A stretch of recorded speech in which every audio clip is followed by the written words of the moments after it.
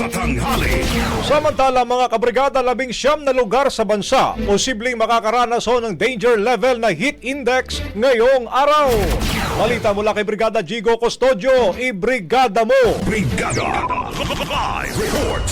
Nagbabala ang Pag-asa ngayong Sabado sa posibleng mapanganib na heat index na aabot mula 42 degrees Celsius hanggang 45 degrees Celsius sa 19 na lugar sa Pilipinas.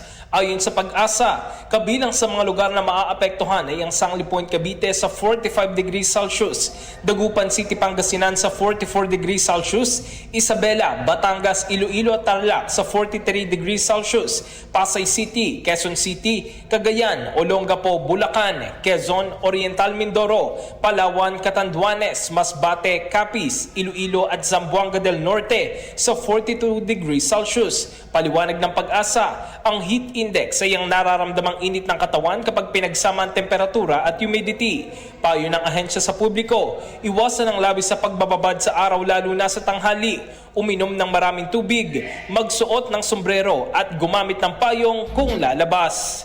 In the heart of changing lives, ako si Brigada Jigo Custodio ng 105.1 Brigada News of Manila, The Music News Authority. Brigada Balita Nationwide. Ang bahaging ito ay hatid sa atin ng NutriCleanse Herbal Capsule. Linis tiyan, sexy tiyan.